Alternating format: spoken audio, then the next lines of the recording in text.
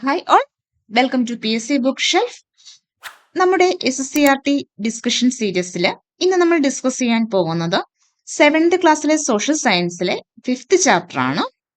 നമ്മൾ 9th ക്ലാസ്സിലെ SSCRT, അതായത് ന്യൂ SSCRT 5th-ലും 7th-ലും 9th-ലുമാണ്. ഇപ്പോൾ പുതിയതായി 10th-ലെ ടെക്സ്റ്റ് ബുക്കും വന്നിട്ടുണ്ട്. 9th ക്ലാസ് നമ്മൾ കംപ്ലീറ്റ് ആക്കിയിട്ടുണ്ട് ഓൾറെഡി തന്നെ. 7th ക്ലാസ്സിലെ 7th സ്റ്റാൻഡേർഡിലെ 5th ചാപ്റ്റർ ആണ് നമ്മൾ ഇന്ന് കംപ്ലീറ്റ് ചെയ്യാൻ പോകുന്നത്. ഇതിനോടൊപ്പം തന്നെ നമ്മൾ ഇതിന്റെ പാരലായിട്ട് തന്നെ SSCRT ഡിസ്കഷന് പാരലായിട്ട് തന്നെ നമ്മുടെ ചാനലിൽ നമ്മൾ 21-ാം തീയതി, ജൂൺ മാസം 21-ാം തീയതി നടക്കാൻ പോകുന്ന ലാബ് അസിസ്റ്റന്റ് എക്സാമിന് വേണ്ട കറണ്ട് അഫയേഴ്സ് ക്ലാസ്സുകളും സ്റ്റാർട്ട് ചെയ്യുന്നതാണ്. അപ്പോൾ നിങ്ങൾക്ക് ഈ ചാനൽ ഫോളോ ചെയ്യുകയും അതുപോലെ തന്നെ സബ്സ്ക്രൈബ് ചെയ്യുകയും ചെയ്യുക. നിങ്ങളുടെ സപ്പോർട്ട് ഉണ്ടെങ്കിൽ മാത്രമാണ് നമുക്ക് മുന്നോട്ട് പോകാൻ സാധിക്കും. അപ്പൊ നമുക്ക് ഡയറക്റ്റ് ചാപ്റ്ററിലേക്ക് തന്നെ കിടക്കാം. ഇന്ന് നമ്മൾ ഡിസ്കസ് ചെയ്യാൻ പോകുന്നത് ഒരു ജോഗ്രഫി ബേസ്ഡ് ചാപ്റ്റർ ആണ്. കഴിഞ്ഞ ക്ലാസ്സിൽ നമ്മൾ കോൺസ്റ്റിറ്റ്യൂഷൻ ആയിരുന്നു ഡിസ്കസ് ചെയ്തിരുന്നത്. ഇന്ന് അതൊരു ജോഗ്രഫി റിലേറ്റഡ് ക്ലാസ് ആണ്. അതായത് നമ്മുടെ എല്ലാ PSC എക്സാമുകളും വളരെ ഇമ്പോർട്ടന്റ് ആയ ഒരു കാര്യമാണ്. ജോഗ്രഫി സെക്ഷനിൽ നമ്മുടെ ഭൂമിയുടെ ഘടന, അതുപോലെ തന്നെ അന്തരീക്ഷത്തിലെ ഘടന എന്ന് പറയുന്നത്, ഇത് രണ്ടുമാണ് ഈ ചാപ്റ്ററിൽ സ്പെസിഫൈ ചെയ്തിരിക്കുന്നത്. ഈ ചാപ്റ്ററിലെ കാര്യങ്ങൾ മാത്രമാണ് നമുക്ക് ഇപ്പൊ എക്സാമിന് ചോദിക്കാറുള്ളത്. അതുകൊണ്ട് മസ്റ്റ് ആയിട്ടും എല്ലാവരും ഇത് ഒരു വട്ടമെങ്കിലും ഈ ചാപ്റ്റർ ഒന്ന് വായിച്ചതിന് ശേഷം, ഈ ക്ലാസ് കണ്ടതിന് ശേഷം മാത്രം എക്സാമിന് പോവുക. അപ്പൊ നമുക്ക് എന്താണ് ഈ ചാപ്റ്ററിൽ പറഞ്ഞിരിക്കുന്നതെന്ന് നോക്കാം. ഫസ്റ്റ് തന്നെ ഭൂമിയെ പറ്റി പറഞ്ഞിരിക്കുന്നു. ഭൂമിയെ പറ്റി പറയുന്ന ഒരു ആത്മകഥമാണ് പറയുന്നത്. നമുക്ക് പ്രത്യേകിച്ച് ആവശ്യമൊന്നുമില്ല, അതുകൊണ്ട് നമ്മളത് വായിച്ച് ടൈം കളയുന്നില്ല. നമുക്ക് ഭൂമിയുടെ ഉള്ളറകളിലേക്ക് നോക്കാം. ഭൂമിയുടെ ഘടനയാണ് ആദ്യം തന്നെ പറഞ്ഞിരിക്കുന്നത്. അതായത് നമ്മൾ നമ്മുടെ ഭൂമിയുടെ ഉള്ളറയിലേക്ക് നോക്കുമ്പോൾ തന്നെ ഉള്ളറയുടെ കേന്ദ്രഭാഗത്തിന്റെ ചൂട് എന്ന് പറയുന്നത് ഏകദേശം 5500 ഡിഗ്രി സെൽഷ്യസ് ആണ്. നമുക്കൊരു 100 ഡിഗ്രി സെൽഷ്യസ് ആണ് നമ്മുടെ വാട്ടർ, നമ്മുടെ ജലം തിളയ്ക്കുന്നത് നമുക്ക് എല്ലാവർക്കും അറിയാം. ആ 100 ഡിഗ്രി സെൽഷ്യസ് പോലും നമുക്ക് താങ്ങാൻ പറ്റുന്നതല്ല, നമ്മുടെ ബോഡിക്ക് താങ്ങാൻ പറ്റുന്നതല്ല. അപ്പോൾ 5500 ഡിഗ്രി സെൽഷ്യസ് എന്ന് പറയുമ്പോൾ എത്ര വലിയൊരു ടെമ്പറേച്ചർ ആയിരിക്കും. അതുകൊണ്ട് തന്നെ നമ്മുടെ ഭൂമിയുടെ ഉള്ളിലേക്കുള്ള രഹസ്യങ്ങൾ നമുക്ക് അറിയുക എന്ന് പറയുന്നത് അത്ര എളുപ്പമായ ഒരു കാര്യമല്ല. കാരണം ഉള്ളിലേക്ക് ചെന്ന് നമുക്ക് അന്വേഷിക്കുക എന്ന് പറയുന്നത് പോസിബിൾ ആയ ഒരു കാര്യമല്ല. പ്രധാനമായിട്ടും ചില ശാസ്ത്രീയ പഠനങ്ങളുടെയും അതുപോലെ തന്നെ നിഗമനങ്ങളുടെയും അടിസ്ഥാനത്തിലാണ് ഭൂമിയുടെ ഉള്ളറകളെ കുറിച്ച് നമ്മൾ അറിയുന്നത്. എന്തൊക്കെയാണ് മെയിൻ ആയിട്ട് നമ്മളെ സഹായിക്കുന്നത്? ഒന്നാണ് അഗ്നിപർവ്വത സ്ഫോടന സമയത്ത് ഭൂമിയുടെ ഉപരിതലത്തിൽ എത്തിച്ചേരുന്ന വസ്തുക്കൾ പരിശോധിച്ച് നമ്മൾ ഭൂമിയുടെ ഉള്ളറകളെ പറ്റി അറിയുന്നു. അതുപോലെ തന്നെ ഖനികളിൽ നിന്നും ശേഖരിക്കുന്ന വിവരങ്ങളിൽ നിന്ന് ലഭിക്കുന്നു. പിന്നെ ഭൂകമ്പ സമയത്ത് ഉണ്ടാകുന്ന തരംഗങ്ങളുടെ ചലനം വിശകലനം ചെയ്ത് ഇങ്ങനെയൊക്കെയാണ് നമ്മൾ നമ്മുടെ ഭൂമിയുടെ ഉള്ളറയെ പറ്റി പഠിക്കുന്നത്. ഇനി ഭൂമിയുടെ ഘടനയെ പറ്റി പറയുമ്പോൾ തന്നെ ഭൂമിയുടെ ഏറ്റവും പുറമേ ഉള്ള ഭാഗത്തിനാണ് നമ്മൾ ഭൂവൽക്കം എന്ന് പറയുന്നത്. ഇവിടെ അതിന്റെ ഒരു പിക്ചോറിക്കൽ റെപ്രസെന്റേഷൻ അവർ നൽകിയിട്ടുണ്ട്. ഏറ്റവും പുറമേ ഉള്ള ഭാഗത്തിനെ ഭൂവൽക്കം എന്ന് പറയുന്നു. അതിന് തൊട്ടും ഉള്ളിലായി കാണപ്പെടുന്ന ഭാഗത്തിനെ മാൻറ്റിൽ എന്നും, ഏറ്റവും ഉള്ളിലായി കാണപ്പെടുന്ന ഭാഗമാണ് കാമ്പ് എന്ന് പറയുന്നത്. ഈ കാമ്പിനെ രണ്ടായി ഡിവൈഡ് ചെയ്തിട്ടുണ്ട്. കാമ്പിന്റെ പുറം ഭാഗത്തെ പുറം കാമ്പ് എന്നും അകം ഭാഗത്തിനെ അകക്കാമ്പ് എന്നും പറയുന്നു. ഇനി നമുക്ക് എന്താണെന്ന് നോക്കാം. ഭൂമിയുടെ ഏറ്റവും പുറമേയുള്ള പാളിയാണ് ഭൂവൽക്കം. ഭൂവൽക്കത്തിനാണ് നമ്മൾ ക്രസ്റ്റ് എന്ന് പറയുന്നത്. ഭൂമിയുടെ ഏറ്റവും പുറമേയുള്ള പാളിയാണ് ക്രസ്റ്റ് എന്ന് പറയുന്നത്. ഇനി ആ ക്രസ്റ്റ് അല്ലെങ്കിൽ ഭൂവൽക്കം എന്ന് പറയുന്നത് എന്താണെന്ന് കുറച്ചും കൂടി ഡീറ്റെയിൽഡ് ആയിട്ട്, എത്ര കിലോമീറ്റർ വരെ വരുന്നു എന്താണെന്ന് കുറച്ചും കൂടി ഡീറ്റെയിൽഡ് ആയിട്ട് പറയുന്നുണ്ട്. ആ ഭൂമിയുടെ ഒരു പോർഷൻ, ചെറുതായിട്ടൊരു പോർഷൻ എടുത്തിട്ട് അതിനെ ഡിവൈഡ് ചെയ്ത് നമ്മളെ കാണിച്ചിട്ടുണ്ട്. അതായത് ഇപ്പൊ നമ്മൾ ഒരു പിക്ചർ വെച്ചിട്ട്, അതായത് ഏറ്റവും സിമ്പിൾ ആയിട്ട് വരയ്ക്കുകയാണെങ്കിൽ ജസ്റ്റ് ഒരു സർക്കിൾ വെച്ചിട്ട് നമുക്ക് ഭൂമിയുടെ 3 പോർഷൻസിനെ, ഭൂമിയുടെ ഉള്ളിലേക്കുള്ള 3 അറകളെ നമുക്ക് ഐഡന്റിഫൈ ചെയ്യാൻ സാധിക്കുന്നു. ഇപ്പൊ ഈ സർക്കിളിനകത്ത് ഏറ്റവും പുറമേ കാണപ്പെടുന്ന ഭാഗമാണ് നമ്മൾ ഭൂവൽക്കം എന്ന് പറയുന്നത്. എങ്കിൽ അതിന്റെ അകത്തായി കാണപ്പെടുന്ന ഭാഗമാണ് നമ്മൾ മാൻറ്റിൽ എന്ന് പറയുന്നത്. ഇനി ഏറ്റവും ഉള്ളിലായി കാണപ്പെടുന്ന ഈ പോർഷനാണ് നമ്മൾ കോർ എന്ന് പറയുന്നത്. അപ്പം ഇതെന്താണ്? ഇത് നമ്മള് ഏറ്റവും പുറമേ കാണപ്പെടുന്ന ഭാഗത്തിനെ നമ്മൾ ഭൂവൽക്കം എന്ന് പറയുന്നു. ഈ പോർഷനാണ് നമ്മൾ ഭൂവൽക്കം എന്ന് പറയുന്നത്. ഇനി ഈ ഒരു പോർഷനെ നമ്മൾ എന്തായിട്ടാണ് പറയുന്നത്? ഈ ഒരു പോർഷനാണ് നമ്മൾ മാൻറ്റിലായിട്ട് പറയുന്നത്. ഇനി ഏറ്റവും ഉള്ളിൽ കാണപ്പെടുന്ന ഈ പോർഷനാണ് നമ്മൾ കാമ്പായിട്ട് കാണുന്നത്. ഈ കാമ്പിന്റെ പുറം ഭാഗത്തിന് പുറംകാമ്പ് എന്നും അകത്തിന് അകക്കാമ്പ് എന്നുമാണ് പറയുന്നത്. ഓക്കെ, ഇനി ഓരോ പോർഷൻസിനെയും നമുക്കൊന്ന് ഡീറ്റെയിൽഡ് ആയിട്ട് പരിചയപ്പെടാം. ഭൂവൽക്കം എന്ന് പറയുമ്പോൾ അതിനെ നമ്മൾ ക്രസ്റ്റ് എന്ന് പറയുന്നത്, ഈ ഭൂവൽക്കത്തിനെ തന്നെയാണ് നമ്മൾ ക്രസ്റ്റ് എന്ന് പറയുന്നത്. ഭൂമിയിലെ ഏറ്റവും പുറമേ ഉള്ളതും താരതമ്യേന നേർത്തതുമായ പാളിയാണ് ഭൂവൽക്കം എന്ന് പറയുന്നത്. ഓക്കെ. ഖരരൂപത്തിലുള്ള, വെരി ഇമ്പോർട്ടന്റ്, ഇതിന്റെ ഏത് രൂപത്തിലാണ് ഇത് സ്ഥിതി ചെയ്യുന്നത്, ഏത് സ്റ്റേറ്റിലാണെന്ന്. നമ്മുടെ ഭൂവൽക്കം എന്ന് പറയുന്നത് ഖരരൂപത്തിലുള്ള പാറകളാൽ നിർമ്മിതമാണ് ഈ പാളി. ഭൂവൽക്കത്തിന് വൻകരാ ഭൂവൽക്കം എന്നും സമുദ്ര ഭൂവൽക്കം എന്നും രണ്ട് ഭാഗങ്ങളുണ്ട്. വൻകരാ ഭൂവൽക്കത്തിനാണ് കനം കൂടുതൽ. ശരാശരി കനം 30 കിലോമീറ്ററോളം വരും. വൻകരാ ഭൂവൽക്കത്തിന് പർവ്വത പ്രദേശത്ത് ഏകദേശം 70 കിലോമീറ്റർ കനമുണ്ട്. എന്നാൽ സമുദ്ര ഭൂവൽക്കത്തിന് ശരാശരി 5 കിലോമീറ്റർ ആണ് കനം വരുന്നത്. ഓക്കെ. ഇതിനകത്ത് നമ്മൾ അറിഞ്ഞിരിക്കേണ്ടത് ഏറ്റവും പുറമേ കാണപ്പെടുന്ന ഭാഗമാണ് ഭൂവൽക്കം എന്ന് പറയുന്നത്, അഥവാ ക്രസ്റ്റ് എന്ന് പറയുന്നത്. അതിന്റെ സ്റ്റേറ്റ് ഏതാണ്? സോളിഡ് സ്റ്റേറ്റിലാണ്, ഖരാവസ്ഥയിലാണ് ഭൂവൽക്കം കാണുന്നത്. ഭൂവൽക്കത്തിനെ രണ്ടായി തിരിച്ചിരിക്കുന്നു. സമുദ്ര ഭൂവൽക്കം എന്നും അതുപോലെ തന്നെ ആണെങ്കിൽ നമ്മുടെ വൻകരാ ഭൂവൽക്കം എന്നും പറയുന്നു. ഇനി ഇപ്പൊ ടെക്സ്റ്റ് ബുക്കിൽ പറഞ്ഞിട്ടില്ല എങ്കിലും അറിഞ്ഞിരിക്കുക, നമ്മുടെ വൻകരാ ഭൂവൽക്കത്തിനെ സിയാൽ എന്നാണ് അറിയപ്പെടുന്നത്. വൻകരാ ഭൂവൽക്കത്തിനെ സിയാൽ എന്നറിയപ്പെടുന്നു. നമ്മുടെ സമുദ്ര ഭൂവൽക്കത്തിനെ എന്താണ്? സമുദ്ര ഭൂവൽക്കത്തിനെ സിമ എന്നറിയപ്പെടുന്നു. സിയാൽ എന്ന് വെച്ചാൽ സിലിക്കണും അലുമിനിയവുമാണ് അവിടെയുള്ളത്, അതുകൊണ്ടാണ് അതിനെ സിയാൽ എന്ന് പറയുന്നത്. സിമ എന്ന് പറയുന്നത് സിലിക്കണും മഗ്നീഷ്യവുമാണുള്ളത്, അതുകൊണ്ട് അതിനെ സിമ എന്ന് പറയുന്നു.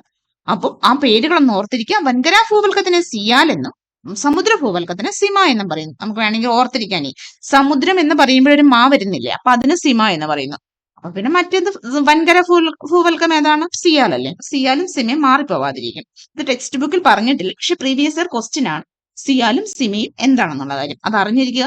അതിന്റെ കണ്ടന്റ്, സിയാലിൽ സിലിക്കണും അലുമിനിയം ആണുള്ളത്, അതുപോലെ തന്നെ സിമയിൽ സിലിക്കണും മഗ്നീഷ്യവും ആണുള്ളത്, അതും അറിഞ്ഞിരിക്കുക. ഇനി നമ്മുടെ ഭൂവൽക്കം കഴിഞ്ഞിട്ടുണ്ടെങ്കിൽ നമ്മുടെ സെക്കൻഡ് പോർഷൻ ആണ് മാൻഡിൽ എന്ന് പറയുന്നത്. അതായത് ഭൂവൽക്കത്തിന് താഴെയുള്ള ഭാഗമാണ് മാൻഡിൽ.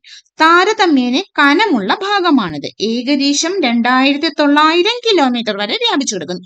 ഭൂവൽക്കം എത്ര കിലോമീറ്റർ വരെയാണ് വ്യാപിച്ചെടുക്കുന്നത്? ഏകദേശം നമ്മൾ പറയുകയാണെങ്കിൽ 40 കിലോമീറ്റർ എന്നാണ് പറയാറുള്ളത്, അല്ലെങ്കിൽ 35, അതാണ് ഏകദേശം റേഞ്ച് വരുന്നത്. ഇനി മാൻഡിൽ എന്ന് പറഞ്ഞിട്ടുണ്ടെങ്കിലോ, മാൻഡിൽ എന്ന് പറഞ്ഞിട്ടുണ്ടെങ്കിൽ 2900 കിലോമീറ്റർ വരെയാണ് വ്യാപിച്ചു കിടക്കുന്നത്. ഭൂവൽക്കവും മാൻഡിലിന്റെ ഉപരിഭാഗവും ചേർന്ന ഭാഗമാണ് ലിത്തോസ്ഫിയർ എന്നറിയപ്പെടുന്നത്, അതായത് നമ്മുടെ ശിലാമണ്ഡലം.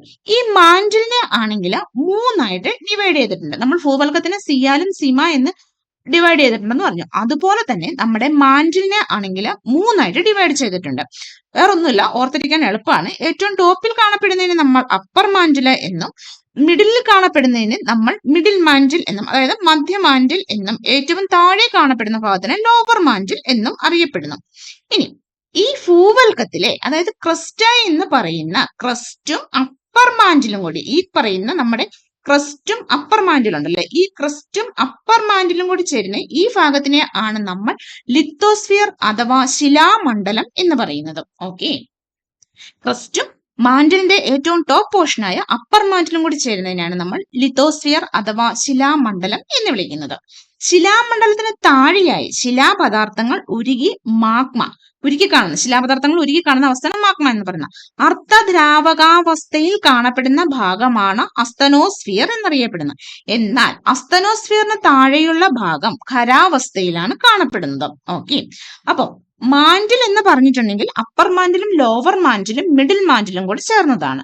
ഇതിൽ ക്രസ്റ്റും അപ്പർ മാൻഡിലും കൂടി ചേർന്നതിനെ ലിത്തോസ്ഫിയർ എന്നും അതിന് താഴേക്കുള്ളതിനെ നമ്മൾ എന്താണ് പറയുന്നത്? അസ്തനോസ്ഫിയർ. അർദ്ധദ്രാവകാവസ്ഥയിലാണ് നമ്മുടെ അസ്തനോസ്ഫിയർ കാണപ്പെടുന്നത്. ഭൂവൽക്കം എന്ന് പറയുന്നത് സോളിഡ് രീതിയിലും നമ്മുടെ ശിലാമണ്ഡലം അഥവാ ലിത്തോസ്ഫിയർ എന്ന് പറയുന്നതോ അസ്തനോസ്ഫിയർ ആണ് സെമി സോളിഡ് ആയിട്ട് കാണപ്പെടുന്നത്. അതേസമയം ഈ പറയുന്ന അസ്തനോസ്ഫിയറിന് ശേഷം വരുന്ന ബാക്കി പോർഷൻസ് ഖരാവസ്ഥയിലുമാണ് കാണപ്പെടുന്നത്. ഇനി ഏറ്റവും ഉള്ളിലുള്ള പോർഷനാണ് നമ്മൾ കാമ്പ് എന്ന് പറയുന്നത്. ഈ കാമ്പ് എന്ന് പറയുന്നതിന് രണ്ടെണ്ണം ഉണ്ട്, പുറക്കാമ്പും അകക്കാമ്പും ഉണ്ട്. പുറക്കാമ്പ് പുറമേയുള്ള പോർഷനും അകത്തുള്ളത് അകക്കാമ്പുമാണ്. മാൻഡിലിന് താഴെയുള്ള ഭാഗമാണ് കാമ്പ് എന്ന് പറയുന്നത്.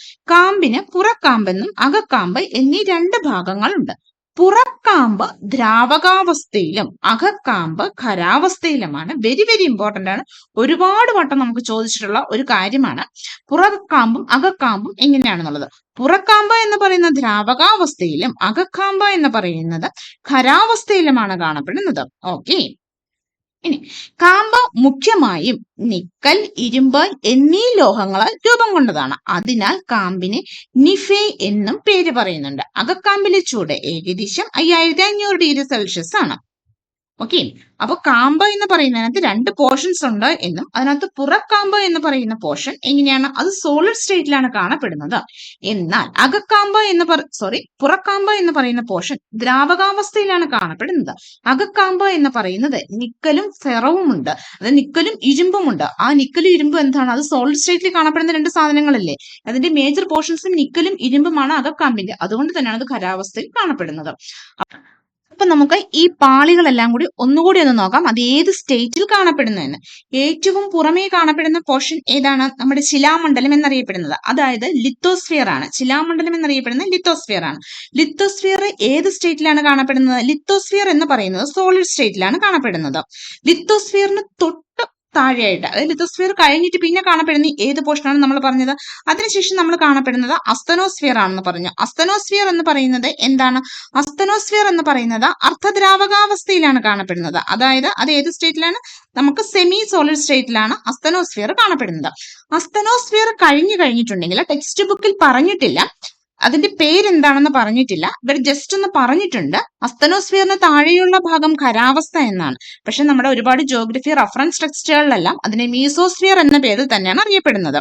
അത് കാണപ്പെടുന്ന ഏത് സ്റ്റേറ്റിലാണ്, അത് സോളിഡ് സ്റ്റേറ്റിൽ തന്നെയാണ് കാണപ്പെടുന്നത്. അതായത് അസ്തനോസ്ഫിയർ കഴിഞ്ഞിട്ട് വരുന്ന മീസോസ്ഫിയർ അത് ഖരാവസ്ഥയിൽ തന്നെയാണ് കാണപ്പെടുന്നത്. ഇനി അകക്കാമ്പ് എടുക്കുകയാണ് എങ്കിൽ അതിന് ഔട്ടറുമുണ്ട് ഇന്നറുമുണ്ട്. അതിനകത്ത് കാമ്പിനകത്ത് ഔട്ടർ കാമ്പ് എന്ന് പറയുന്ന പോർഷൻ എന്ത് സ്റ്റേറ്റിലാണ് കാണപ്പെടുന്നത്, അത് ലിക്വിഡ് സ്റ്റേറ്റിലാണ് കാണപ്പെടുന്നത്. അതേസമയം നമ്മുടെ ഏറ്റവും ഇന്നർ കോറ എന്ന് പറയുന്നത് ഏത് സ്റ്റേറ്റിലാണ് കാണപ്പെടുന്നത്, ഇന്നർ കോറ എന്ന് പറയുന്നത് സോളിഡ് സ്റ്റേറ്റിലാണ് കാണപ്പെടുന്നത്. ഈ സ്റ്റേറ്റുകളൊന്ന് അറിഞ്ഞിരിക്കുക, പ്രത്യേകിച്ച് ഒന്നുമില്ല, ഓൾട്ടർനേറ്റ് ആയിട്ട് കാണുന്നു എന്ന് ഓർത്താൽ മതി. അതായത് ഏറ്റവും പുറത്തുള്ളത് നമ്മുടെ ശിലാമണ്ഡലം സോളിഡ് സ്റ്റേറ്റിലും അതിന് തൊട്ടകത്തായിട്ട് കാണപ്പെടുന്ന സംഭവം അർദ്ധദ്രാവകാവസ്ഥയിലും, അതിനുശേഷം വരുന്ന കാമ്പിനകത്ത് പുറത്തു വരുന്ന കാമ്പിന്റെ പുറക്കാമ്പ് കാണപ്പെടുന്ന ലിക്വിഡ് സ്റ്റേറ്റിലും അകക്കാമ്പ് കാണപ്പെടുന്ന സോളിഡ് സ്റ്റേറ്റിലുമാണ്. അകക്കാമ്പ് സോളിഡ് സ്റ്റേറ്റിൽ കാണപ്പെടാൻ കാരണം അതിനകത്ത് ഹൈ ക്വാണ്ടിറ്റിയിൽ നിക്കലും അയണും അടങ്ങിയിരിക്കുന്നതാണ്. ഓക്കെ, എല്ലാവർക്കും മനസ്സിലായി എന്ന് തന്നെ വിചാരിക്കുന്നു ഇതിന്റെ ഡിവിഷൻസ്, അതുപോലെ തന്നെ ഓരോ സ്റ്റേറ്റ്സും.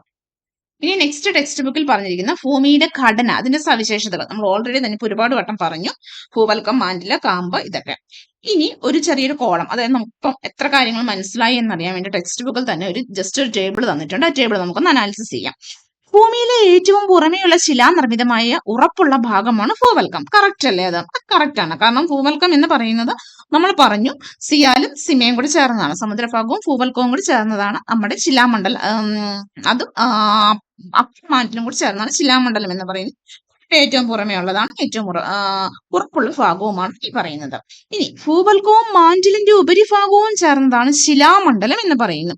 ഭൂവൽക്കവും മാന്റിലിന്റെ ഉപരിഭാഗവും ചേർന്നാണ് ശിലാമണ്ഡലം. നമ്മളിപ്പോ പറഞ്ഞതേ ഉള്ളൂ, അതാണ് നമ്മുടെ ശിലാമണ്ഡലം അഥവാ ലിത്തോസ്ഫിയർ എന്ന് പറയുന്നത്. ശിലാപദാർത്ഥങ്ങൾ, അതായത് മാഗ്മ ഉരുകിയ അർദ്ധദ്രാവകാവസ്ഥയിലുള്ള ഭാഗമാണ് അസ്തനോസ്ഫിയർ. അസ്തനോസ്ഫിയർ അർദ്ധദ്രാവകാവസ്ഥയിലാണ്, അത് നമ്മൾ പറഞ്ഞു. ഓക്കെ, ഇനി പുറക്കാമ്പ് ദ്രാവകാവസ്ഥയിലാണോ? പുറക്കാമ്പ് എന്ന് പറയുന്നതും ദ്രാവകാവസ്ഥയിലാണ്, അപ്പം അതും കറക്റ്റ് ആണ്. വൻകര ഭൂവൽക്കം, സമുദ്ര ഭൂവൽക്കം എന്നിവ ഭൂവൽക്കത്തിന്റെ രണ്ട് ഭാഗങ്ങളാണ്. വൻകര ഭൂവൽക്കം, സമുദ്ര ഭൂവൽക്കം എന്നിവ ഭൂവൽക്കത്തിന്റെ രണ്ട് ഭാഗങ്ങളാണ്. അതും നമ്മൾ പറഞ്ഞു, സിയാലും സിമയുമാണ് എന്നുള്ള കാര്യം പറഞ്ഞു. ഇനി കാമ്പിനെ നിഫെ എന്നും പേരുണ്ട്. നിക്കലും ഫെറവുമാണ് ഏറ്റവും കൂടുതൽ, അതുകൊണ്ട് തന്നെ അതിന് നിഫ എന്ന പേരുമുണ്ട്. ഇതാണ് ഈ ടേബിളിൽ പറഞ്ഞിരിക്കുന്നത്. ഇനി നെക്സ്റ്റ് എന്താണെന്ന് നോക്കാം. ഇനി നമ്മൾ ഭൂമിയിലെ അന്തരീക്ഷത്തിലേക്ക് വന്നു, അതായത് ഇപ്പൊ നമ്മൾ ഭൂമിയുടെ ഉള്ളിലേക്ക് പോയി, ഇനി നേരെ തിരിച്ച് നമ്മൾ അന്തരീക്ഷത്തിലേക്ക് വരികയാണ് ചെയ്യുന്നത്. അപ്പം അന്തരീക്ഷത്തിൽ എന്തൊക്കെയാണെന്ന് നോക്കാം. ഭൂമിക്ക് ചുറ്റും നിരവധി വാതകങ്ങളുള്ള വായുവിന്റെ ഒരു ആവരണം ഉണ്ടായി.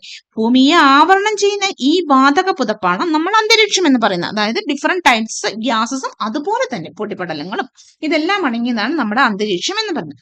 അന്തരീക്ഷത്തിലെ വാതകങ്ങളാണ് നൈട്രജന്, ഓക്സിജന്, കാർബൺ ഡൈ ഓക്സൈഡ് തുടങ്ങിയവ. ഈ വാതകങ്ങളെ കൂടാതെ മറ്റു വാതകങ്ങളും പൊടിപടലങ്ങളും ജലാംശവും ഉണ്ട്. അന്തരീക്ഷത്തിൽ അടങ്ങിയിട്ടുള്ള വിവിധ വാതകങ്ങൾ ഏതൊക്കെയാണെന്നും അവ എത്ര അളവിൽ കാണപ്പെടുന്നു എന്നും നമുക്ക് നോക്കാം.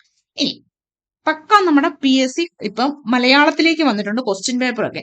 നമ്മൾ പഠിച്ചിട്ടുള്ളത് അറ്റ്മോസ്ഫിയറിലുള്ള കോമ്പോസിഷൻസ് അല്ലെങ്കിലും ഓരോന്ന് എന്തൊക്കെയാണ് ഇപ്പൊ നൈട്രജൻ, ഓക്സിജൻ ഇങ്ങനെയുള്ള കാര്യങ്ങൾ കോമ്പോസിഷൻസ് എന്ന് പറഞ്ഞായിരിക്കും പഠിച്ചിരിക്കുന്നത്. പക്ഷെ അതിന്റെ പക്ക മലയാളം എന്ന് പറയുന്നത് വേണമെന്ന് അറിഞ്ഞിരിക്കുക, അന്തരീക്ഷ സംരചന എന്നാണ് പറയുന്നത്. നാളെ അത് കണ്ടു കഴിയുമ്പോൾ നമുക്കൊരു കൺഫ്യൂഷൻ ഉണ്ടാവരുത്. അന്തരീക്ഷ സംരചന എന്നതുകൊണ്ട് മീനിങ് ആകുന്ന അന്തരീക്ഷത്തിലുള്ള ഘടകങ്ങൾ, കോമ്പോസിഷൻസ് ഏതൊക്കെയാണ് എന്നുള്ളതാണ്. ഭൗമോപരിതലത്തിൽ നിന്ന് 10,000-ഓളം കിലോമീറ്റർ ഉയരം വരെ അന്തരീക്ഷത്തിന്റെ സാന്നിധ്യമുണ്ട്. എന്നാൽ ആകെ അന്തരീക്ഷ വായുവിന്റെ 97% സ്ഥിതി ചെയ്യുന്ന ഭൗമോപരിതലത്തിൽ നിന്ന് ഏകദേശം 29 കിലോമീറ്റർ ഉയരം വരെയാണ്. ഈ ഡിസ്റ്റൻസ് ഒന്ന് അറിഞ്ഞിരുന്നോളെ. ഇപ്പൊ സ്റ്റേറ്റ്മെന്റ് ടൈപ്പ് ചോദിക്കുന്നതുകൊണ്ട് മേ ബി ചോദിക്കാൻ ചാൻസ് ഉണ്ട്. ഉയരം കൂടുന്തോറും വാതകങ്ങളുടെ അളവ് കുറഞ്ഞു വരുന്നു. അത് നമുക്കറിയാമല്ലോ, പർവ്വതാരോഹകരൊക്കെ ഓക്സിജനുമായിട്ടല്ലേ പോകുന്നത്. കാരണം എന്താണ്? ഉയരം കൂടുന്തോറും വാതകങ്ങളുടെ അളവ് കുറഞ്ഞു വരുന്നതാണ്. മനുഷ്യനും മറ്റു ജീവജാലങ്ങൾക്കും ജീവവായുവായ ഓക്സിജൻ, സസ്യങ്ങളിൽ നിലനിൽപ്പിന് ആവശ്യമായ കാർബൺ ഡയോക്സൈഡ് എന്നിവ ലഭിക്കുന്ന അന്തരീക്ഷത്തിൽ നിന്നാണ്. ഈ രണ്ട് വാതകങ്ങളാണ് ഭൂമിയിൽ ജീവൻ നിലനിർത്തുന്നതിൽ മുഖ്യ പങ്ക് വഹിക്കുന്നത്. ഇനി ഇത് എത്ര മാത്രമാണ് നമ്മുടെ അന്തരീക്ഷത്തിലുള്ളതെന്ന് നോക്കാം. നമ്മുടെ അന്തരീക്ഷത്തിലെ ഏകദേശം 78% എന്താണുള്ളത്? 78% നൈട്രജൻ ആണുള്ളത്. 21% ആണ് നമുക്ക് ഓക്സിജൻ ഉള്ളത്. അന്തരീക്ഷത്തിലുള്ള മെയിൻ കണ്ടൻസുകൾ ഏതൊക്കെയാണെന്ന് വെച്ചാൽ ആർഗൺ ഉണ്ട്, കാർബൺ ഡയോക്സൈഡ് ഉണ്ട്, നിയോൺ ഉണ്ട്, ഹീലിയം ഉണ്ട്, ക്രിപ്റ്റോൺ ഉണ്ട്, സിനോൺ ഉണ്ട്, ഹൈഡ്രജൻ ഉണ്ട്. ഈ പറഞ്ഞ സംഭവങ്ങളൊക്കെ വളരെ കുറച്ച് എമൗണ്ടിലോ ഉള്ളൂ. കാരണം 78% തന്നെ നമുക്ക് നൈട്രജൻ വന്നിട്ടുണ്ട്, 21% ഓക്സിജനും വന്നിട്ടുണ്ട്. അപ്പൊ എത്രയായി? 99% ഓൾറെഡി തന്നെയായി. പിന്നെ ഈ പറയുന്ന എല്ലാ മൂലകവും കൂടി കൂടിയിട്ടാണ് 1% വരുന്നത്. അപ്പൊ എത്രമാത്രം ഉണ്ടെന്ന് നമുക്കൊന്ന് ഊഹിക്കാമല്ലോ. ഇനി ഇതിന്റെ ഓർഡർ, അതായത് അന്തരീക്ഷത്തിൽ ഏറ്റവും കൂടുതലുള്ള വാതകങ്ങളുടെ മെയിൻ ആയിട്ടും വരുന്ന 4 വാതകങ്ങളുടെ ഓർഡർ ചോദിച്ചിട്ടുണ്ട്. അത് അറിഞ്ഞിരിക്കുക. ഏറ്റവും കൂടുതൽ അന്തരീക്ഷത്തിൽ കാണപ്പെടുന്നത് നൈട്രജൻ ആണ്. സെക്കൻഡ് പൊസിഷനാണ് ഓക്സിജൻ വരുന്നത്. മൂന്നാമത്തെ പൊസിഷനാണ് ആർഗൺ വരുന്നത്. നാലാമത്തെ പൊസിഷനാണ് കാർബൺ ഡയോക്സൈഡിന് വരുന്നത്. അത് വേണമെങ്കിൽ നമുക്കൊരു കോഡ് വെച്ചിട്ട് ഓർത്തിരിക്കാം. അന്തരീക്ഷത്തിലെ AC ഇല്ല എന്നങ്ങ് ഓർത്താൽ മതി. അന്തരീക്ഷത്തിൽ ആരെങ്കിലും AC കൊണ്ടുവച്ചിട്ടുണ്ടോ? അപ്പൊ അന്തരീക്ഷത്തില് AC ഇല്ല എന്നങ്ങ് ഓർത്താൽ, നോ AC എന്നങ്ങ് ഓർത്ത് നമുക്ക് ആ ഓർഡർ കിട്ടും. അതായത് ഏറ്റവും കൂടുതലുള്ളത് നൈട്രജൻ, അടുത്തതുള്ളത് ഓക്സിജൻ, അതിനുശേഷം ആർഗൺ, അതിനുശേഷം കാർബൺ ഡയോക്സൈഡ്. നൈട്രജൻ 78% ആണ്, ഓക്സിജൻ 21% ആണ് ഉള്ളതെന്ന് ഓർത്തിരിക്കുക. ഇനി അന്തരീക്ഷത്തിൽ നമ്മൾ പറഞ്ഞു, ഈ പറയുന്ന നമ്മുടെ നൈട്രജനും ഓക്സിജനും ഒന്നുമല്ലാതെ പൊടിപടലങ്ങളും ഒക്കെ ഉണ്ടെന്ന് പറഞ്ഞു. എങ്ങനെയാണ് അന്തരീക്ഷത്തിൽ പൊടിപടലങ്ങൾ എത്തുന്ന? കാറ്റിലൂടെ ഭൂമിയിൽ നിന്ന് ഉയർത്തപ്പെടുന്നവ, അതുപോലെ തന്നെ അഗ്നിപർവ്വതങ്ങളിലൂടെ പുറത്തു വരുന്നവ, ഉൽക്കകൾ കത്തുന്നതിലൂടെ ഉണ്ടാകുന്ന ചാരം, ഇതൊക്കെയാണ് അന്തരീക്ഷത്തിൽ പൊടിപടലങ്ങൾ. അതുകൂടാതെ തന്നെ നമ്മുടെ വെഹിക്കിൾസ് ഒക്കെ വെച്ചിട്ട് അന്തരീക്ഷ മലിനീകരണം, പൊടിപടലങ്ങളും എല്ലാം ഉണ്ടാകുന്നുണ്ട്. ഇനി ഭൂമിയിൽ ജീവജാലങ്ങളുടെ നിലനിൽപ്പിന് അന്തരീക്ഷം എങ്ങനെയെല്ലാം പ്രയോജനപ്പെടുന്നു? കാലാവസ്ഥാ പ്രതിഭാസങ്ങൾക്ക് കാരണമാകുന്നു. അതുപോലെ തന്നെ ഹാനികരങ്ങളായ സൂര്യരശ്മികളിൽ നിന്ന് നമ്മളെ സംരക്ഷിക്കുന്നു. നമുക്കറിയാലോ, നമ്മുടെ അൾട്രാവയലറ്റ് രശ്മിയിൽ, ഓസോൺ പാളിയാണ് നമ്മുടെ അൾട്രാവയലറ്റ് രശ്മിയിൽ നിന്ന് നമ്മളെ സംരക്ഷിക്കുന്നതൊക്കെ. അപ്പൊ അന്തരീക്ഷം എന്ന് പറയുന്ന ജീവജാലങ്ങൾക്ക് അത്യാവശ്യമായി ഒന്ന് തന്നെയാണ്.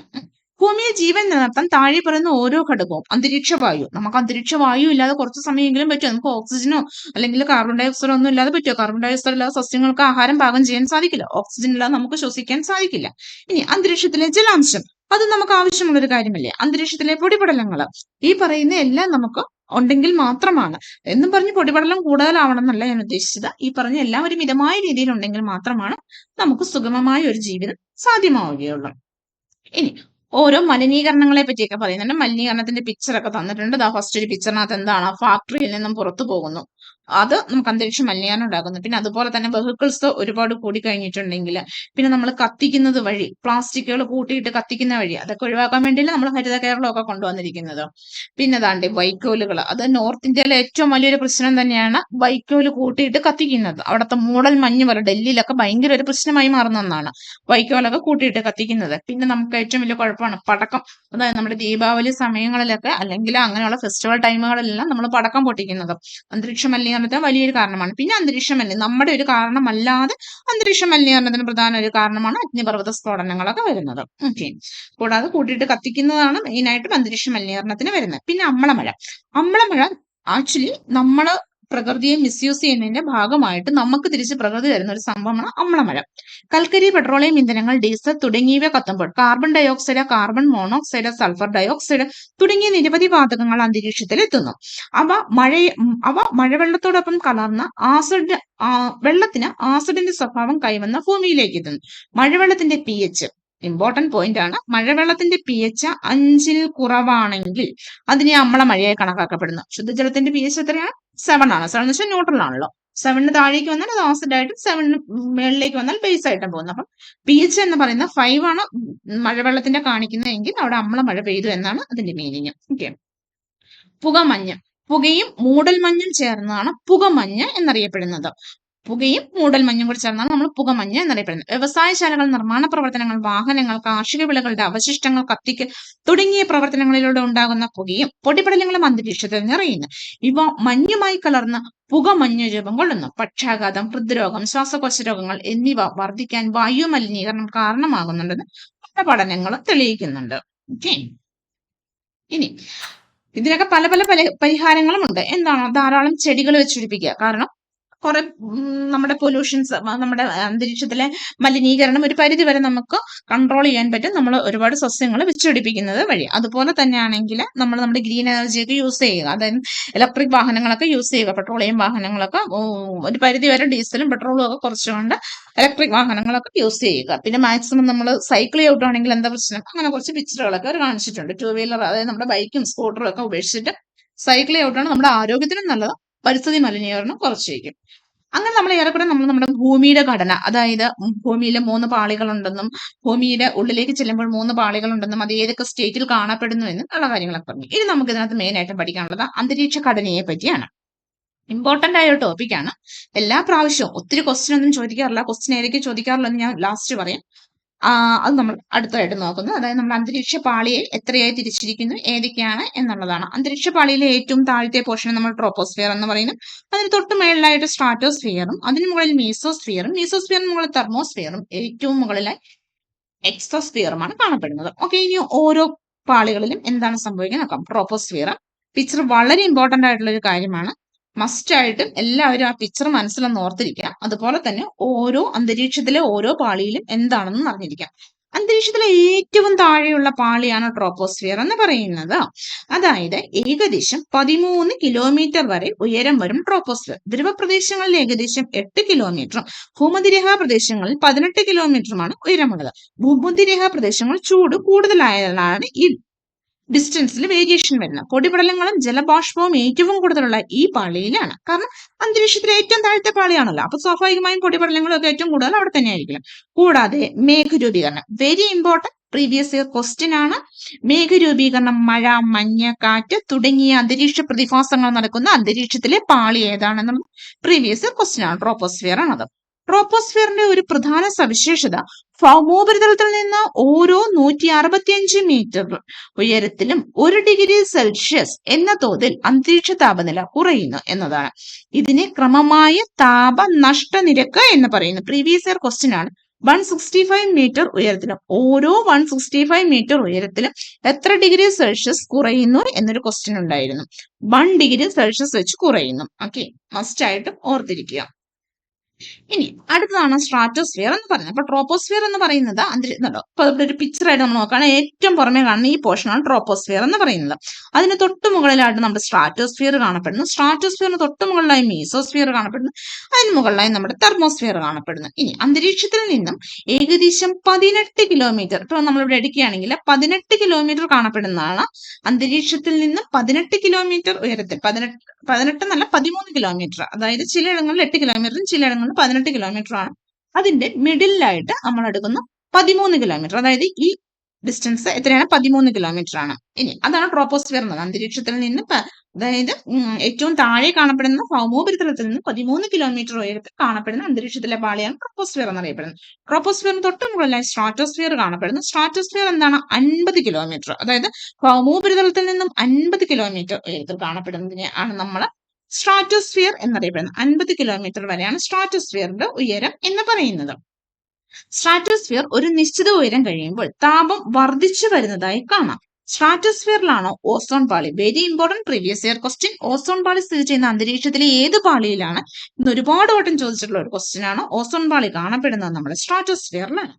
ഇത് ഉപരിതലത്തിൽ നിന്ന് ഏകദേശം 25 കിലോമീറ്റർ ഉയരത്തിലാണ്. കാരണം സ്ട്രാറ്റോസ്ഫിയർ 80 കിലോമീറ്റർ ഉയരത്തിലല്ലേ, അപ്പൊ തീർച്ചയായിട്ടും ഓസോൺ കാണപ്പെടുന്ന അവിടെയാണല്ലോ. ഓസോൺ ഭൗമോപരിതലത്തിൽ നിന്ന് 25 കിലോമീറ്റർ ഉയരത്തിൽ സ്ഥിതി ചെയ്യുന്ന പാളിയാണ് ഓസോൺ. അതുകൊണ്ട് തന്നെ ഓസോൺ എന്ന് പറയുന്നത് സ്ട്രാറ്റോസ്ഫിയറിലാണ് കാണപ്പെടുന്നത്. ഇനി ഓസോൺ ഭൂമിയുടെ രക്ഷാകവചമാണെന്നൊക്കെ നമുക്ക് അറിയാവുന്ന കാര്യമാണല്ലോ. അൾട്രാവയലറ്റ് രശ്മികളെ ഇങ്ങോട്ടേക്ക് വിടാതെയൊക്കെ നമ്മളെ രക്ഷിക്കുന്നു. അൾട്രാവയലറ്റ് കിരണങ്ങളുടെ ദോഷങ്ങൾ എന്താണ്? ആഹാര ശൃംഖലയുടെ തകർച്ച, കൃഷിനാശം, സസ്യങ്ങളുടെ വളർച്ച മുരടിക്കല്, അകാല വാർദ്ധക്യം, അന്ധത, തിമിരം, ത്വക്കിലുണ്ടാവുന്ന ക്യാൻസർ, ഇതൊക്കെ അൾട്രാവയലറ്റ് കിരണങ്ങൾ കാരണമാകുന്നു. ഈ പറയുന്ന അൾട്രാവയലറ്റ് കിരണങ്ങളെ തടഞ്ഞു നിർത്തുന്ന ഓസോൺ പാളിയാണ്. ഇനി ഓസോൺ പാളി എല്ലാ വർഷവും സെപ്റ്റംബർ 16-ാം തീയതി പ്രീവിയസ് ക്വസ്റ്റ്യൻ ആണ് ഓസോൺ ദിനമായി ആചരിക്കുന്നത് എന്നാണ്. സെപ്റ്റംബർ മാസം 16-ാം തീയതി ആചരിക്കുന്നു. ഓസോൺ സംരക്ഷണത്തിന്റെ ആവശ്യകത സംബന്ധിച്ച് ജനങ്ങളിൽ അവബോധം ഉണ്ടാക്കുക, ഓസോൺ ശോഷണത്തിന് കാരണമായേക്കാവുന്ന ഉൽപ്പന്നങ്ങളുടെ ഉപയോഗം നിയന്ത്രിക്കുക എന്നിവയാണ് ഈ ദിനാചരണത്തിന്റെ ലക്ഷ്യങ്ങൾ. ഓക്കെ, ഇനി ട്രോപ്പോസ്ഫിയറും സ്ട്രാറ്റോസ്ഫിയറും കഴിഞ്ഞതിന് ശേഷം മീസോസ്ഫിയർ. മീസോസ്ഫിയർ എന്ന് പറയുമ്പോൾ ഏകദേശം 50 മുതൽ 80 കിലോമീറ്റർ വരെ ഉയരത്തിലാണ് സ്ഥിതി ചെയ്യുന്നത് ഭൗമോപരിതലത്തിൽ നിന്ന്. അതുപോലെ തന്നെ ഈ പാളിയിൽ ഉയരം കൂടുന്തോറും താപം കുറയുന്ന പ്രതിഭാസമുണ്ട്. നമ്മുടെ ഏറ്റവും താഴെ ട്രോപ്പോസ്ഫിയറിൽ എങ്ങനെയായിരുന്നു? ട്രോപ്പോസ്ഫിയറിൽ ഉയരം കൂടുന്തോറും ടെമ്പറേച്ചർ കുറയുകയാണ്. നമുക്ക് എല്ലാവർക്കും അറിയാം, കാശ്മീർ, ഊട്ടി ടെമ്പറേച്ചർ അവിടെ എന്താണ്? ടെമ്പറേച്ചർ കുറവല്ലേ? കാരണം എന്താണ്? ഉയർന്ന പ്രദേശങ്ങളാണ്. നമ്മുടെ ഭൂമിയിൽ ഉയർന്ന പ്രദേശങ്ങളിലെല്ലാം തണുപ്പാണ് അനുഭവപ്പെടുന്നത്. അപ്പോൾ അവിടെ ടെമ്പറേച്ചർ കുറയുകയാണ്. അതായത് ഉയരം കൂടുന്തോറും ടെമ്പറേച്ചർ കുറയുകയാണ്. എന്നാൽ ട്രോപ്പോസ്ഫിയറിന്റെ തൊട്ട് മുകളിലുള്ള സ്ട്രാറ്റോസ്ഫിയറിലെ അവസ്ഥ എന്താണ്? ഉയരം കൂടും തോറും അവിടെ ടെമ്പറേച്ചർ കൂടുകയാണ് ചെയ്യുന്നത്. ഇനി ട്രോപ്പോസ്ഫിയറും സ്ട്രാറ്റോസ്ഫിയറും കഴിഞ്ഞ് സ്ട്രാറ്റോസ്ഫിയറിന്റെ തൊട്ട് മുകളിലുള്ള മീസോസ്ഫിയറിൽ എന്താണ്?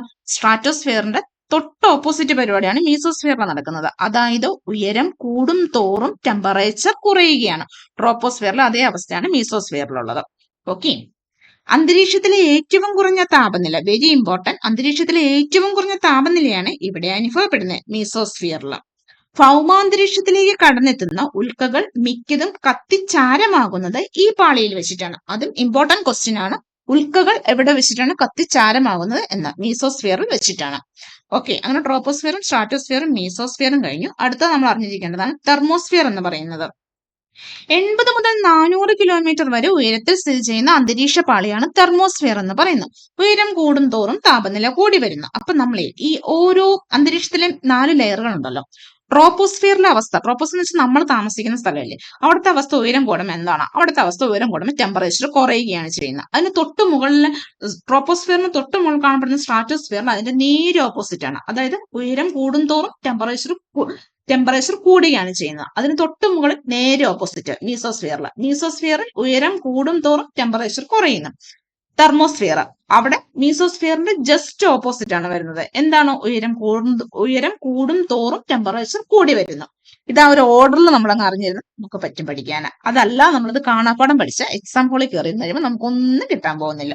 അതായത് ഓൾട്ടർനേറ്റ് ആയിട്ട് ഏറ്റവും താഴത്തെ നമ്മുടെ അന്തരീക്ഷം, നമ്മൾ താമസിക്കുന്ന സ്ഥലമാണ്, ജീവമണ്ഡലമാണ്, അവിടുത്തെ ടെമ്പറേച്ചറിന്റെ അവസ്ഥ നമുക്കറിയാം. പിന്നെ മുകളിലേക്ക് പോകുന്നതോറും അത് ഓൾട്ടർനേറ്റ് ആയിട്ട് അങ്ങ് അപ്ലൈ ചെയ്താൽ മതി. കൂടും കുറയും എന്ന് പറഞ്ഞാൽ ഓൾട്ടർനേറ്റ് ആയിട്ട് അപ്ലൈ ചെയ്താൽ മതി. അപ്പം കറക്റ്റ് ആയിട്ട് ആൻസർ ആയിട്ട്. അപ്പൊ തെർമോസ്ഫിയറിലോ ഉയരം കൂടുന്തോറും താപനില കൂടി വരുന്നു. ഇനി തെർമോസ്ഫിയറിന് താഴ്ന്ന ഭാഗത്തെ അയോണോസ്ഫിയർ എന്ന് വിളിക്കുന്നു. അതിനെന്താ കാരണം എന്നറിയാമോ? ഈ തെർമോസ്ഫിയറിൽ കൂടുതലും നമ്മുടെ അൾട്രാവയലറ്റ് രശ്മികളും അതുപോലെ തന്നെ എക്സ്റേ തുടങ്ങിയ തീവ്ര സൂര്യരശ്മി വാതക തന്മാത്രകൾ അയോണുകളാക്കി മാറ്റപ്പെടുന്നു. അതുകൊണ്ടാണ് അതിനെ അയോണോസ്ഫിയർ എന്ന് പറയുന്നത്. ഓക്കെ, ഈ പ്രക്രിയ അയോണീകരണം എന്നും ഈ പ്രവർത്തനം നടക്കുന്ന മണ്ഡലത്തിനെ അയോണോസ്ഫിയർ എന്നും വിളിക്കുന്നു. അയോണുകൾക്ക് വൈദ്യുതിയെ കടത്തിവിടാൻ കഴിയും. റേഡിയോ തരംഗങ്ങളും വൈദ്യുതകാന്തിക തരംഗങ്ങളാണ്. അതുകൊണ്ട് ഈ മേഖലയെ റേഡിയോ തരംഗങ്ങളുടെ ദീർഘദൂര പ്രക്ഷേപണം സാധ്യമാക്കുന്നു. പ്രീവിയസ് ഇയർ ക്വസ്റ്റ്യൻ ആണ്. റേഡിയോ തരംഗങ്ങളുടെ ദീർഘദൂര പ്രക്ഷേപണം സാധ്യമാകുന്നത് ഏത് ലെയറിൽ വെച്ചിട്ടാണെന്ന്. തെർമോസ്ഫിയർ ആൻസറിൽ അയോണോസ്ഫിയർ കറക്റ്റ് ആയിട്ട് കൊടുത്തിട്ടില്ല. തെർമോസ്ഫിയർ ആണ് ആൻസർ കൊടുത്തിരിക്കുന്നതെങ്കിൽ തെർമോസ്ഫിയർ തന്നെ എഴുതിക്കോളൂ. ഇനി അയോണോസ്ഫിയർ സ്പെസിഫൈ ചെയ്ത് പറഞ്ഞിട്ടുണ്ടെങ്കിൽ അയോണോസ്ഫിയർ ആൻസറായി കൊടുത്തോളാം. ഏറ്റവും പുറമെയുള്ള ഭാഗമാണ് എക്സോസ്ഫിയർ എന്ന് പറയുന്നത്. അന്തരീക്ഷത്തിലെ ഏറ്റവും മുകളിലുള്ള പാളിയാണ്. 400 കിലോമീറ്ററിന് മുകളിൽ സ്ഥിതി ചെയ്യുന്ന എക്സോസ്ഫിയർ എന്ന അന്തരീക്ഷ പാളി വായു തന്മാത്രകളുടെ സാന്നിധ്യം ക്രമേണ കുറഞ്ഞു വന്ന് ബഹിരാകാശത്തിന്റെ ഭാഗമായി മാറുന്നത്. എക്സോസ്ഫിയർ പുറത്തേക്കുള്ളതാണ്, ഏറ്റവും പുറത്തുള്ളതാണ്. അപ്പൊ ഏകദേശം വായു തന്മാത്രകളുടെ സാന്ദ്രതയൊക്കെ സാന്നിധ്യം കുറഞ്ഞു വന്നിട്ട് അത് നമ്മുടെ ബഹിരാകാശത്തിന്റെ ഭാഗമായി മാറുന്നു. ഓക്കെ, ഇനി നമുക്ക് ലാസ്റ്റ് ആയിട്ട് ചാപ്റ്ററിൽ പറഞ്ഞിരിക്കുന്നത് ഓരോന്നേ തരംതിരിച്ച് എഴുതാൻ. അതായത് നമ്മളിപ്പോൾ അന്തരീക്ഷ പാളികളെ പറ്റി പറഞ്ഞു. അപ്പൊ നമുക്ക് താഴേന്ന് തൊട്ട് തന്നെ അങ്ങ് തുടങ്ങാം. അതായത് താഴെ പറഞ്ഞിരിക്കുന്നത് ഫസ്റ്റ് 80 കിലോമീറ്റർ മുതൽ 400 കിലോമീറ്റർ വരെ ഉയരത്തിൽ സ്ഥിതി ചെയ്യുന്നു. ഇപ്പൊ നമ്മൾ പറഞ്ഞതേ ഉള്ളൂ. 80 കിലോമീറ്റർ മുതൽ 400 കിലോമീറ്റർ വരെ ഉയരത്തിൽ സ്ഥിതി ചെയ്യുന്നത് ഏതാണ്? നമ്മുടെ തെർമോസ്ഫിയർ ആണ്. അതായത് 80 കിലോമീറ്റർ മുതൽ 400 കിലോമീറ്റർ വരെ സ്ഥിതി ചെയ്യുന്നത് തെർമോസ്ഫിയർ. തെർമോസ്ഫിയറിന്റെ തൊട്ട് താഴെയുള്ള അതിനെ നമ്മൾ അയോണോസ്ഫിയർ എന്ന് പറയുന്നു എന്നും പറഞ്ഞു. അപ്പൊ തെർമോസ്ഫിയർ നമുക്കിവിടെ T കൊണ്ടങ്ങ് ഡിനോട്ട് ചെയ്യാം. ഓക്കെ, ഇത് തെർമോസ്ഫിയർ ആണ്. ഇനി ഓസോൺ വാതകത്തിന്റെ സാന്നിധ്യം, ഓസോൺ പാളി എവിടെയാണ് സ്ഥിതി ചെയ്യുന്നത്? അത് മീസോസ്ഫിയറിലാണ് ഓസോൺ പാളി സ്ഥിതി ചെയ്യുന്നത്. ഓക്കെ, ഇനി ഉയരത്തിനനുസരിച്ച് ഒരു നിശ്ചിത തോതിൽ താപം കുറയുന്ന പാളി ട്രോപ്പോസ്ഫിയറിൽ താപം കുറഞ്ഞാണ് വരുന്നത്. പിന്നെ എവിടെയാണ് താപം കുറഞ്ഞു വരുന്നത്? ഉയരത്തിനനുസരിച്ചിട്ട് മീസോസ്ഫിയറിലും ഉയരത്തിനനുസരിച്ചിട്ട് കുറഞ്ഞു വരികയാണ്. അപ്പൊ നമുക്ക് വേണം ട്രോപ്പോസ്ഫിയർ കൊടുക്കാം, അല്ലെങ്കിൽ മീസോസ്ഫിയർ കൊടുക്കാം. വായു തന്മാത്രകൾ ക്രമേണ കുറഞ്ഞ് ബഹിരാകാശത്തിലേക്ക് ലയിക്കുന്നു. അത് ഏതാണ്? അത് ഏറ്റവും പുറമെയുള്ള നമ്മുടെ എക്സോസ്ഫിയർ ആണ്. ഓക്കെ, ഉൽക്കകൾ കത്തിച്ചാരമാകുന്നു. ഉൽക്കകൾ എവിടെയാണ് വരുന്നത്? ഉൽക്കകൾ വരുന്നത് മീസോസ്ഫിയറിലാണ്. ഉൽക്കാപതനം നടക്കുന്നതും കത്തിച്ചാരമാകുന്നതൊക്കെ എവിടെയാണ്? മീസോസ്ഫിയറിലാണ്. താപനില ഏറ്റവും കുറഞ്ഞ പാളി, നമ്മൾ പറഞ്ഞതേ ഉള്ളൂ, താപനില ഏറ്റവും കുറഞ്ഞ പാളി മീസോസ്ഫിയർ. ഓക്കെ, ഉയരം കൂടുന്തോറും താപനില വർദ്ധിക്കുന്നത് എവിടെയാണ്? സ്ട്രാറ്റോസ്ഫിയറിലാണോ? ഉയരം കൂടുന്തോറും താപനില വർദ്ധിക്കുന്നത് തെർമോസ്ഫിയറിൽ. അത് കേട്ടോ. അപ്പം ഒന്നും പഠിച്ചില്ലെങ്കിലും ജസ്റ്റ് ഈ ലാസ്റ്റ് കാണുന്ന ഈ കോളത്തില് ഈ പറയുന്ന പോയിന്റ്സ് ഏതൊക്കെ പാളികളിൽ വരുന്നു എന്നെങ്കിലും ജസ്റ്റ് ഒന്ന് അറിഞ്ഞിരിക്കണം. അതുപോലെ തന്നെ ഭൂമിയെ 3ആയി ഡിവൈഡ് ചെയ്തിരിക്കുന്നതും ആ ഡിവൈഡ് ചെയ്തിരിക്കുന്നതിന്റെ സ്റ്റേറ്റുകളും ഒന്ന് കറക്റ്റ് ആയിട്ട് അറിഞ്ഞിരിക്കണം. അപ്പം ഇത്രയുമാണ് ഈ ചാപ്റ്ററിൽ നമുക്ക് നോക്കാനുള്ളത്. അപ്പോൾ വീണ്ടും അടുത്തൊരു SSCRT ക്ലാസ്സുമായി വരുന്നത് വരെ okay, bye, see you again.